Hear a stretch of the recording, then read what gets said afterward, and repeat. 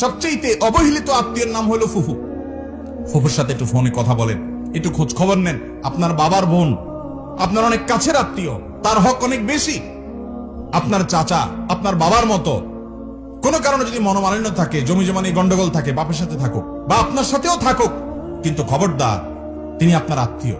কিয়ামতের দিন বান্দার হক, মানবাধিকার সম্পর্কে যখন আপনাকে প্রশ্নের মুখোমুখি হবে, যেই মামলার নিষ্পত্তি আল্লাহ নিজেও করবেন না, ওই মানুষ থেকে মাপ নিতে হবে, সেই মামলা আপনি ধরা পড়ে যাবেন, তখন আপনি বিপদে পড়বেন। এই জন্য সেই সময় যেন আপনি মুক্তি পান, নাজাত পান, এই জন্য চাচার সাথে সম্পর্কটা ভালো রাখবেন। চাচাতো ভাই বোনদের কোনো হক নষ্ট করবেন না, ফোনে যোগাযোগ রাখবেন। এই যে সম্পর্ক বজায় রাখা, খোঁজ খবর নেওয়া, বিপদ আপদে পাশে দাঁড়ানো, এক। নাম্বার 2, দানের ক্ষেত্রে অন্য গরিবের চাইতে আত্মীয়দেরকে প্রায়োরিটি দিতে হবে।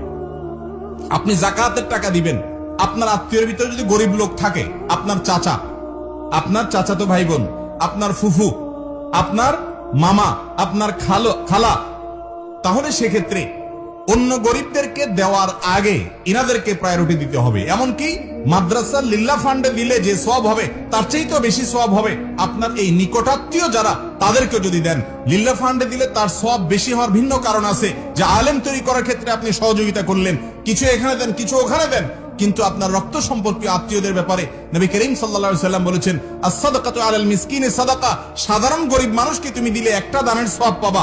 ওয়াস-সাদাকাতু আলাল আকরিবাই আও আলা যিল কুরবা সিলাতুন ওয়া সাদাকাতুন, আর তুমি যদি তোমার রক্ত সম্পর্কীয় আত্মীয় যাদের কথা বললাম, এদের মধ্য থেকে কেউ যাকাতের হকদার গরিব মানুষ হয়, তাদেরকে যদি তুমি দান করো, তাহলে সেই দানের কারণে ডাবল সওয়াব পাবা।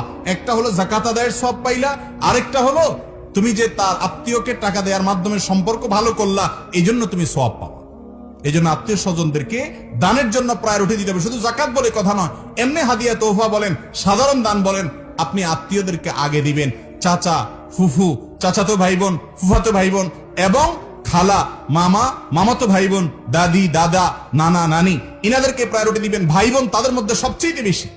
ভাই বোন যদি বড় হয় এবং তারা যদি ভিন্ন সংসার থাকে, তারা যদি আপনার অধীনস্থ না থাকে, তাহলে সেক্ষেত্রে আপনি একটা গিফট দিবেন, বা একসাথে থাকলেও গিফট দিবেন, হাদিয়া দিবেন, তোহফা দিবেন, অন্য কাউকে দেওয়ার চাইতে তাকে দিবেন।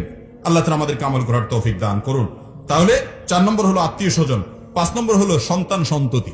এই সন্তান সন্ততিটা সিরিয়াল আরো উপরে উঠতে পারে, আমি 5-এ বললাম। যাই হোক, আত্মীয়তার সম্পর্ক রক্ষা করা বলতে কি বোঝায়? আত্মীয়তার সম্পর্ক রক্ষা করতে বোঝায় হলো যাদের সাথে আপনার রক্তের সম্পর্ক আছে, ব্লাডের সম্পর্ক আছে, আপনার শরীরের রক্ত তার শরীরের রক্তর কানেকশন আছে, এই মানুষগুলো হলো আপনার রক্ত সম্পর্কীয় আত্মীয়। তাদের সাথে আপনার সম্পর্ক রক্ষা করতে হবে। সম্পর্ক রক্ষা করা মানে কোনো কারণে তাদের সাথে সম্পর্ক ছিন্ন করতে পারবেন না, জায়েজ নাই, কোনো যুক্তিতে না। হ্যাঁ, কোনো আত্মীয় আপনার উপরে অন্যায় আচরণ করে, আপনি সম্পর্ক রক্ষা করতে গেলে উল্টা আরো চড়াও হয়, নানাভাবে ক্ষতি করার চেষ্টা করে, তখন আপনি আত্মরক্ষার জন্য দূরে থাকতে পারেন।